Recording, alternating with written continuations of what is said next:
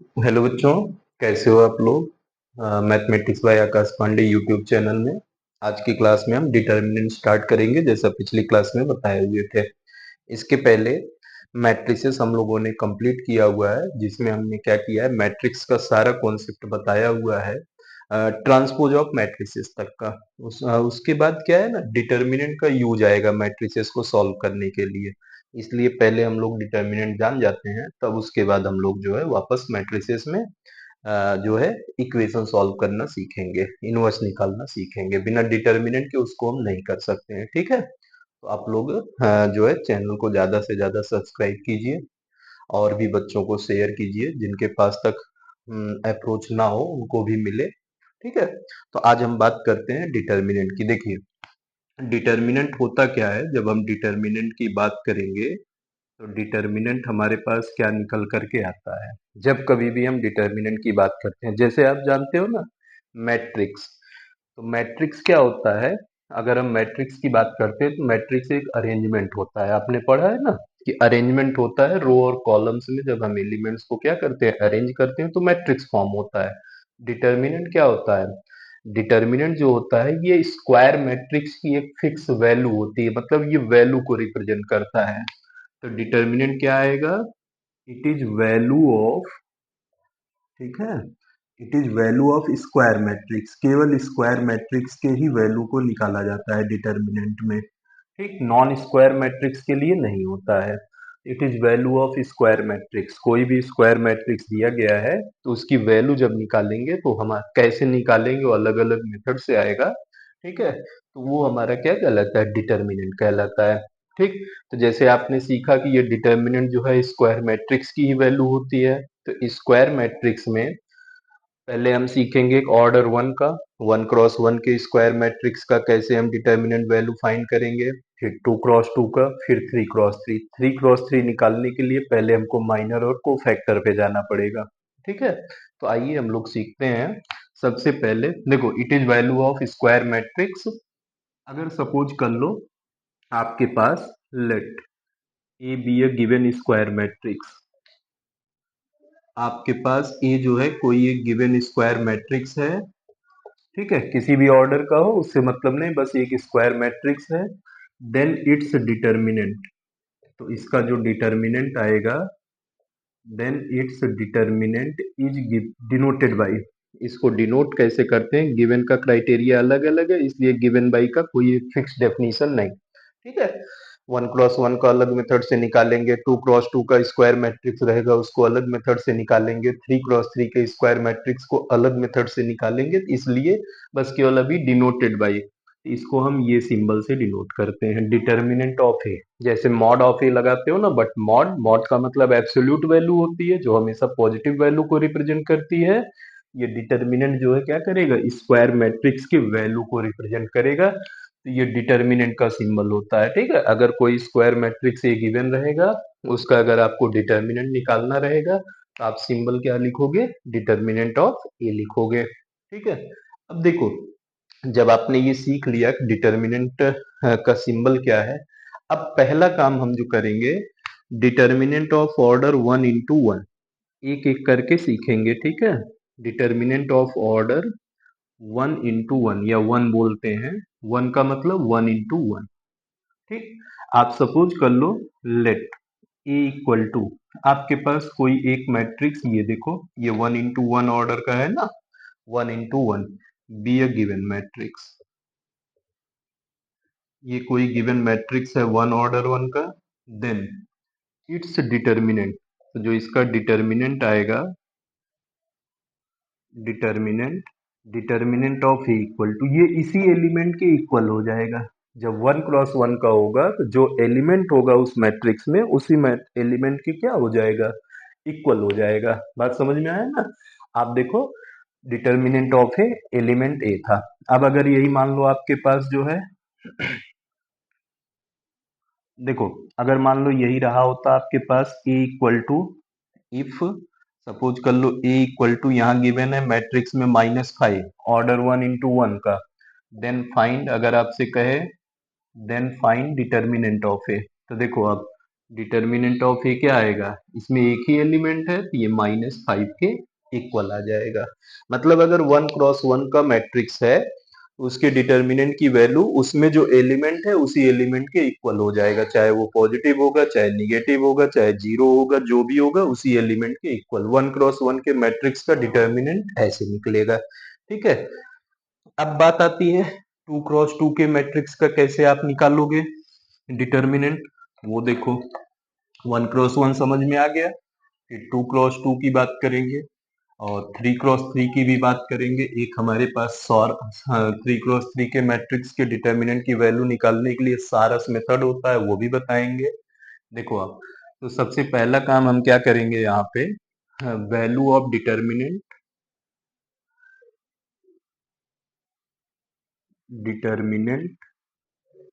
Of order 2 × 2।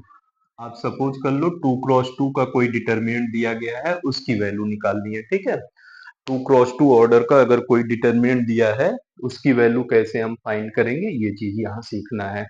Value of determinant of order 2 × 2।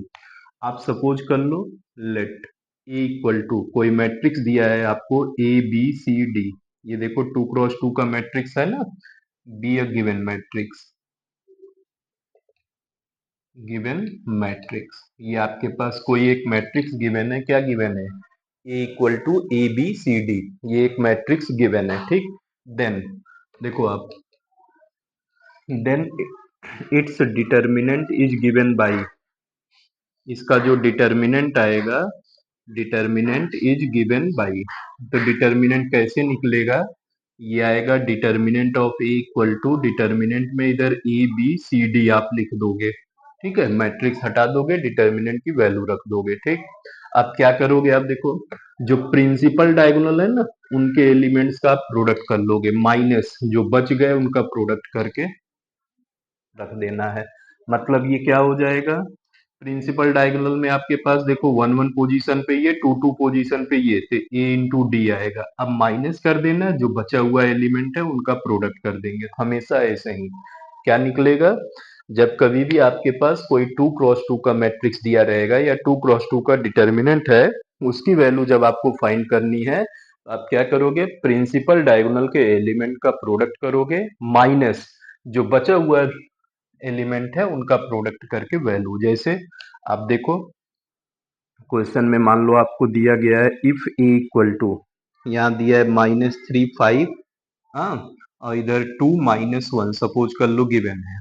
आपसे बोले find determinant of ए। ठीक, ये आपको ये गिवन है, डिटर्मिनेंट ऑफ ए फाइंड करने के लिए बोल रहा है।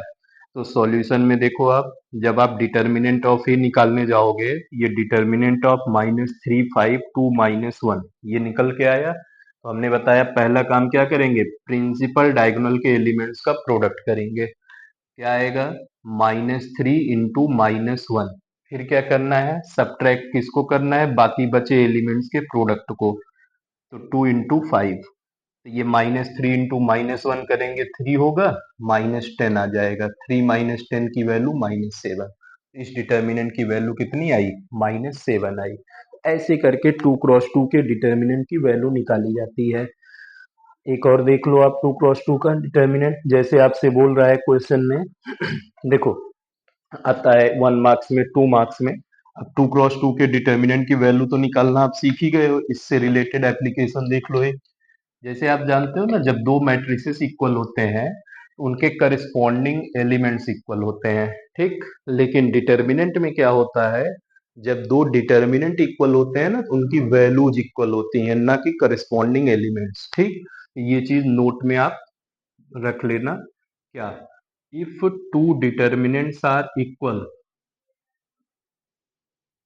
If two determinants are equal, अगर आपके पास दो डिटर्मिनेंट दिए गए हैं और दोनों क्या हैं, इक्वल है, then their values will be equal, उनकी जो वैल्यूज होंगी वो इक्वल होंगी। ठीक है, विल बी इक्वल, अगर कोई भी दो डिटर्मिनेंट इक्वल दिए गए हैं उनकी वैल्यूज इक्वल होंगी। जैसे आप देखो एक क्वेश्चन है इधर, बोर्ड में पूछा हुआ है, इफ, क्वेश्चन क्या गिवन है, if x -1, if determinant of x -1 x minus two, फिर उसके बाद x minus three equal to zero. Find value of x।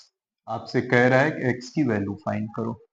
ठीक है, ये तो मान लो जीरो के इक्वल है। अभी एक डिटर्मिनेंट इक्वल दिखाते हैं। तो देखो आप जब इसके सॉल्यूशन में जाओगे तो आपके पास जो गिवन है पहले उस पे आ जाओ।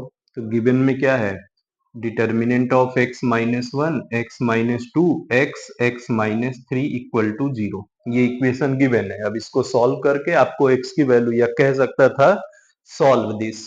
ठीक, तो इक्वेशन गिवन है, इसको सॉल्व करना है। तो आप क्या करोगे, देखो ये डिटर्मिनेंट की वैल्यू निकालोगे और ये वैल्यू जीरो के इक्वल है। ये आएगा हमारे पास x minus one into X minus three minus X into X minus two equal to zero. अब क्या करना है, इस ब्रैकेट को ऑफ करना है। तो आपको पता है x minus one into X minus three जो आएगा X square minus four X आएगा प्लस थ्री, और इधर ब्रेक करेंगे तो ये minus X square minus minus plus two X equal to zero. X square से एक्स स्क्वायर कैंसिल हो जाएगा। देखो minus four X plus two X करोगे तो minus two X plus three equal to zero. तो यहाँ से सॉल्व करने पे minus two X minus three इधर चला जाएगा, ये प्लस थ्री इधर जाके शिफ्ट होके माइनस थ्री। तो x की वैल्यू कितना आएगा, minus three upon minus two. Solve करेंगे थ्री बाई टू आ जाएगा। तो मतलब इसका सॉल्यूशन हमको क्या मिला, थ्री बाई टू मिला। ठीक है, ये हमारे पास एक था। दूसरा देखो अब क्या दिया गया है। जैसे आपको ये तो था कि डिटर्मिनेंट की वैल्यू ऑलरेडी जीरो गिवन था, सॉल्व करना था। ये दूसरा है। नेक्स्ट क्वेश्चन देखो क्या कह रहा है आपसे। जैसे दो डिटर्मिनेंट इक्वल दिए रहेंगे तब आप कैसे सिंप्लीफाई। तो याद रखना डिटर्मिनेंट अगर इक्वल है तो एलिमेंट्स नहीं इक्वल होंगे, वैल्यू ऑफ डिटर्मिनेंट्स इक्वल होंगे। जैसे आपको क्वेश्चन में दिया गया है, देखो इफ क्वेश्चन गिवन है, इफ, ठीक है, determinant of three X seven,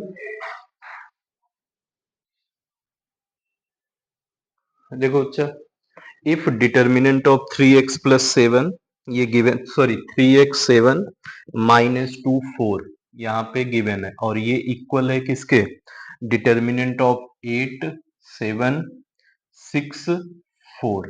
ठीक है, ये दो डिटर्मिनेंट इक्वल है, दिया हुआ है क्वेश्चन में। If this determinant equal to this one then find the value of X, then find value of X. आपको x की वैल्यू फाइंड करनी है। ठीक है, ये डिटर्मिनेंट इक्वल इसके दिया हुआ है, तो x की वैल्यू फाइंड करनी है। अब देखो आप जब सॉल्यूशन में जाओगे तो सबसे पहले जो गिवन है वो लिख लोगे। गिवन में क्या आएगा, determinant of three X seven minus two four equal to, इधर करोगे एट आएगा सेवन आएगा सिक्स फोर। ठीक, अब हमारे पास क्या हो गया, दो डिटर्मिनेंट इक्वल आ गए ना। आपको मैंने बताया कि अगर दो डिटर्मिनेंट इक्वल है तो उनके करस्पॉन्डिंग वैल्यूज इक्वल होंगे। सॉल्व कर लो इसको। तो ये देखो थ्री एक्स इंटू फोर, यहाँ पे आएगा प्रिंसिपल डायगोनल जो है पहले उनका प्रोडक्ट करेंगे माइनस, ठीक, बचे हुए एलिमेंट्स का प्रोडक्ट, तो ये माइनस टू इंटू सेवन। ठीक, ये पहला वाला आया इक्वल टू। अब दूसरे में देखो एट और फोर का प्रोडक्ट होगा, फिर माइनस सिक्स इंटू सेवन हो जाएगा। ठीक, तो अब ये सिंप्लीफाई करने के बाद क्या मिलेगा, थ्री एक्स इंटू फोर करेंगे ट्वेल्व एक्स आएगा, minus minus plus two seven जब फोर्टीन हो जाएगा इक्वल टू, एट फोर जा करेंगे थर्टी टू आएगा, माइनस सिक्स सेवन जब फोर्टी टू आएगा। तो यहाँ से सिंप्लीफाई करने के बाद twelve x plus fourteen equal to thirty two minus forty two करेंगे तो माइनस टेन मिलेगा। ठीक, तो यहाँ से सॉल्व करोगे twelve X equal to minus ten minus fourteen minus twenty four आ गया। अब अगर हम यहाँ से x की वैल्यू निकालेंगे तो x की वैल्यू माइनस टू निकल करके आएगा।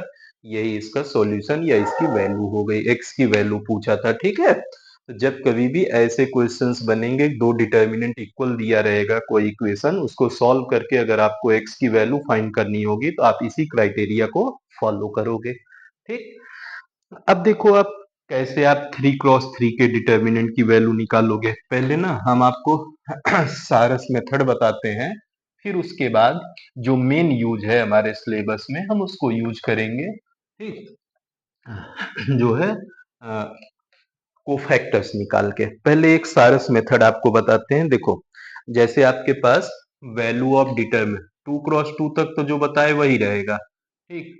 वैल्यू ऑफ डिटर्मिनेंट, आप अब डिटर्मिनेंट निकाल रहे हो ऑफ ऑर्डर। ऑर्डर क्या ले रहे हो? 3 का, ठीक। चाहे 3 लिखोगे चाहे 3 क्रॉस 3 लिखोगे, क्योंकि स्क्वायर मैट्रिक्स है ना, तो स्क्वायर मैट्रिक्स की वैल्यू होती है 3 या 3 क्रॉस 3, आप दोनों लिख सकते हो। देखो आप, जैसे सपोज कर लो आपके पास A1 B1 C1, और इधर A2 B2 C2, A3 B3 C3, ठीक है। इसको बोलते हैं सारस मेथड। क्या बोलते हैं? सारस रूल या सारस मेथड। देखो, SARRUS, सारस मेथड या रूल आप कह सकते हो। इसमें क्या करेंगे वो देखो।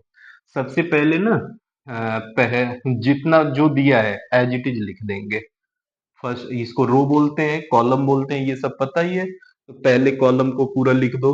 तो A1 आएगा, A2 आएगा, A3 आएगा, फिर B1 आएगा, B2 B3, फिर यहाँ C1 C2 C3। अब क्या करना है? फर्स्ट 2 कॉलम्स को रिपीट करना है। देखो, पहले जो गिवन है वो पूरा लिख लिए, डिटर्मिनेंट हटा हटा देंगे। अब पहला 2 कॉलम हम रिपीट कर देंगे।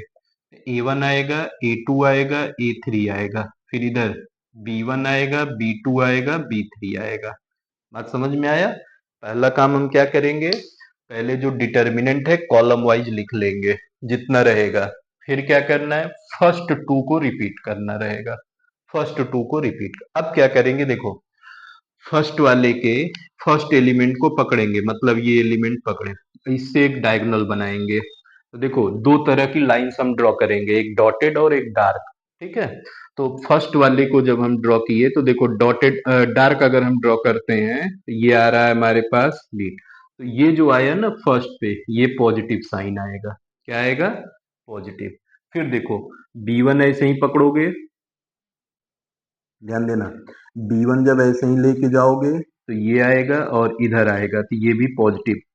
फिर C1 लेंगे तो C1 आएगा, ये देखो ये भी पॉजिटिव आएगा, ठीक। जितना डायगोनल इधर बना। अब इधर आ जाओ, देखो तो ये जाएगा, इसको डॉटेड से रिप्रेजेंट करेंगे। ये एक डायगोनल बनाए तो ये माइनस आएगा। जो डॉटेड वाला है उसको हम माइनस से रिप्रेजेंट कर रहे हैं, जो डार्क वाला है उसको प्लस से, याद रखना। फिर देखो, एक डायगोनल इधर बनेगा तो ये भी माइनस हो जाएगा, तो ये गया इधर। फिर एक डायगोनल इधर भी बन रहा है, तो ये हमारे पास क्या हो जाएगा? C3A2B1, ये निकल के गया, ठीक है। तो फिलहाल इसका तो डायगोनल बना हुआ है ऑलरेडी, तो हमको बनाने की जरूरत नहीं है। ये डायगोनल ऑलरेडी बना हुआ है, इस पे डायगोनल एलिमेंट जा चुका है ना, इसको मत बनाओ, 2 ही बनाओ आप, ठीक है। 2 डायगोनल आपने बना लिए निगेटिव का। आप अगर हमारी इच्छा है तो हम ले सकते हैं ये पॉजिटिव नहीं, क्योंकि एक पूरा डायगोनल बन रहा है, तो देखो ये निगेटिव पे भी आ जाए, मतलब ये प्लस माइनस दोनों के लिए है। C3 जो एलिमेंट आ रहा है, ठीक है। बस देखो, C3 जो है पॉजिटिव वाले में भी आ रहा है और निगेटिव वाले में। अब करना क्या है? पहला एलिमेंट पकड़ लेंगे, तो ये हमारे पास क्या होगा? A1 होगा। A1, तो जो बच गया, इसके जो एलिमेंट बच गए उनका प्रोडक्ट करो। यहाँ पॉजिटिव साइन है इसलिए पॉजिटिव में B2C3 माइनस, माइनस में। अब देखो, जब हमने ये A1 इस A1 के रिस्पेक्ट में आएंगे, तो हमने यहाँ B2C3 लिया था ना, इस A1 के रिस्पेक्ट में आओगे, देखो C2B3, मतलब क्या हुआ? B3C2 आ गया। फिर हम प्लस B1 लेंगे। अब B1 प्लस बी, माइनस लोगे साइन चेंज होगा, प्लस आप लेके रखो, बाद में अपने आप कन्वर्जन हम कर लेंगे। देखो, B1 लिए तो इसके करस्पॉन्डिंग डायगोनल एलिमेंट्स कौन आए हैं? C2A3 आया है पॉजिटिव में। अब आप B1 के करस्पॉन्डिंग निगेटिव देखो, A2C3 आया है, तो यहाँ माइनस हो जाएगा A2C3। फिर आप C1 ले लो, देखो आप C1, तो C1 के करस्पॉन्डिंग कौन सी वैल्यू आ रही है? A2B3 माइनस, ये पॉजिटिव में आई ना A2B3। तो अब हमारे पास क्या होगा? हम निगेटिव में भी अब खोजेंगे, तो निगेटिव में हमारे पास कौन सा आएगा? ये वाला आ रहा है ना, A3B2 माइनस A3B2, ये वैल्यू निकल के आएगी। इसको बोलते हैं सारस मेथड। फिर से देख लो, क्या करोगे आप? सबसे पहले जो गिवन, फिर से एक बार एक्सप्लेन कर रहा हूं, ध्यान देना। पहले जो गिवन डिटर्मिनेंट है उनको कॉलम वाइज हम लिख लेंगे, ठीक। फिर क्या करना है, फर्स्ट टू कॉलम्स को रिपीट कर देना है, फर्स्ट टू को रिपीट करना है। फिर पहले एलिमेंट को पकड़िए, देखिए ये प्राइम डायगोनल में जाएगा, इसके थ्रू जो डायगोनल एलिमेंट्स आ रहे हैं उनको डार्क लाइन पे रिप्रेजेंट करिए। फिर दूसरे को पकड़िए डार्क लाइन, फिर तीसरे को पकड़िए डार्क लाइन, बन गया। जो डार्क लाइन पे आए उनको पॉजिटिव पॉजिटिव पॉजिटिव लिखिए। ठीक। फिर आप नीचे से आ जाओ, तो एक डायगोनल देखो ये जा रहा है, इस पे निगेटिव लगाओ, फिर ये डायगोनल जा रहा है, इस पे निगेटिव, ये भी डायगोनल बन रहा है, इस पे भी निगेटिव, क्योंकि इसका भी रिक्वायरमेंट आएगा। ठीक। अब क्या करना है, हमको A1 B1 C1 इसी से बोलना है ना, इसी से वैल्यू फाइंड करनी है ना। पहला एलिमेंट A1 हम पकड़ लेंगे, तो पॉजिटिव लेना है। अब देखो इसके करस्पॉन्डिंग जो दोनों डायगोनल एलिमेंट बचे हैं उनका प्रोडक्ट करो, माइनस, फिर इस वाले A1 पे ही निकाल रहे हैं ना, A1 यहाँ भी है, इसके करस्पॉन्डिंग जो दो डायगोनल एलिमेंट है उनका प्रोडक्ट, तो B3 C2 आ गया। ठीक। फिर क्या करना है, प्लस B1 लेना है, तो B1 के करस्पॉन्डिंग C2 A3 है, माइनस यहाँ B1 के करस्पॉन्डिंग C3 A2। ठीक, आ रहा है ना, A2 C3। फिर क्या करना है, तीसरा एलिमेंट हम C1 के करस्पॉन्डिंग ये जा रहा है, तो A2 B3। अब C1 ये अकेले ही है, इसके करस्पॉन्डिंग कौन आया है, A3 B2 निगेटिव में, यही वैल्यू निकल के आएगी। इसको बोलते हैं सारस रूल। ठीक है, ऐसे करके नॉलेज के लिए है, इसका यूज नहीं करना है, बहुत लेंदी हो जाता है। ठीक है, कंफ्यूज भी हो जाते हैं बच्चे, फिर भी है सिलेबस में इसलिए बता दिया। एक क्वेश्चन सारस रूल से देख लो आप, सारस रूल का यूज करके कैसे आप वैल्यू निकालोगे। ये तो मान लो मेथड बताया, अब एग्जैक्टली कैसे आप अप्लाई करोगे वो देखो। देखो जैसे आपसे क्वेश्चन में बोल रहा है find the value of, question बोल रहा है find the value of determinant, किस डिटर्मिनेंट की वैल्यू की बात किया है, 3 - 2। ठीक है, 2। फिर उसके बाद जो है 6 1 -1।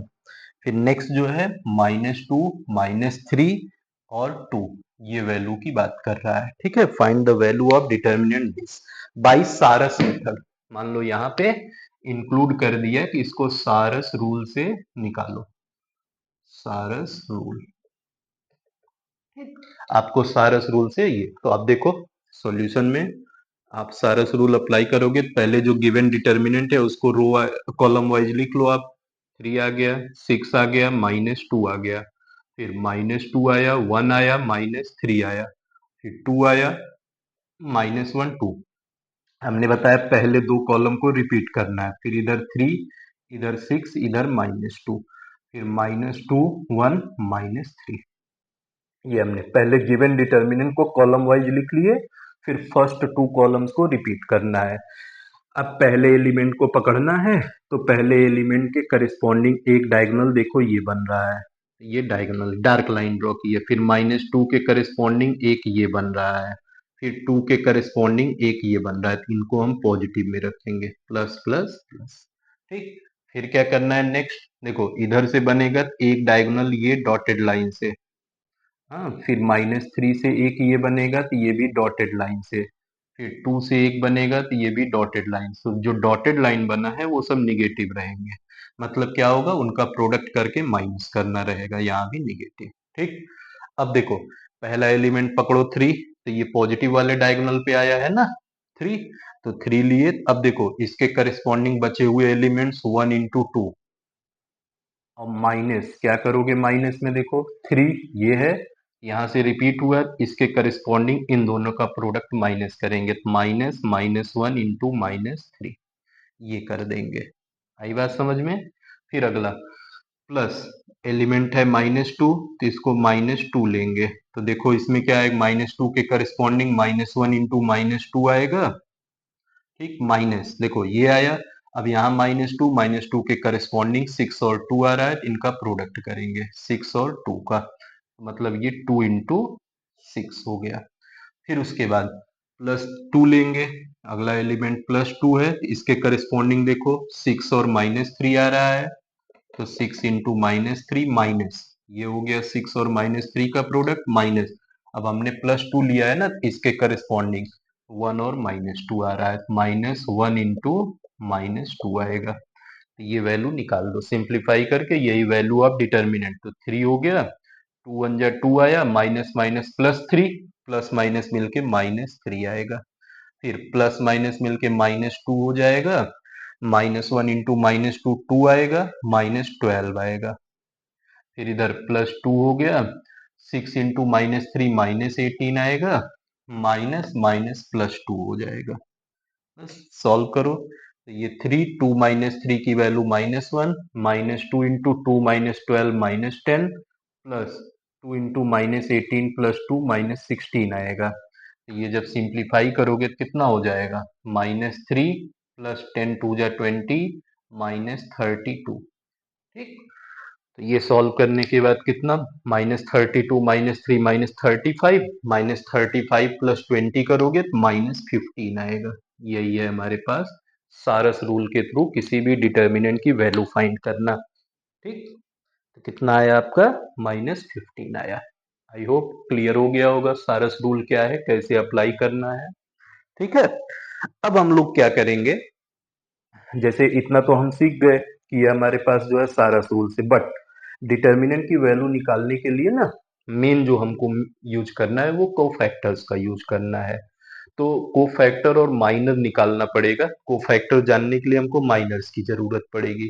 कोई अगर स्क्वायर मैट्रिक्स या डिटर्मिनेंट दिया गया है तो उसके एलिमेंट्स का माइनर कैसे फाइंड करेंगे, फिर माइनर जब हम निकाल लेंगे तो कोफैक्टर कैसे निकाल लेंगे, फिर उसी कोफैक्टर का यूज करके एक्सपेंशन मेथड का यूज करते हैं किसी भी डिटर्मिनेंट की वैल्यू निकालने की, चाहे वो 2x2 हो, चाहे 3x3 हो, चाहे 4x4 होगा, सबके लिए।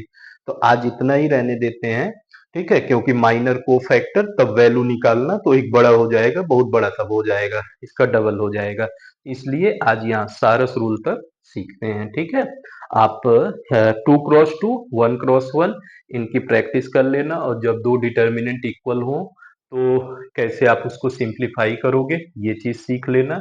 हाँ, जैसे बताया ना, दो डिटर्मिनेंट अगर इक्वल हैं तो उनके वैल्यूज इक्वल होते हैं, जबकि मैट्रिसेस में क्या होता है, दो मैट्रिसेस अगर इक्वल होते हैं तो उनके करस्पॉन्डिंग एलिमेंट्स, क्योंकि मैट्रिसेस अरेंजमेंट होता है जबकि डिटर्मिनेंट क्या होता है, वैल्यू होती है।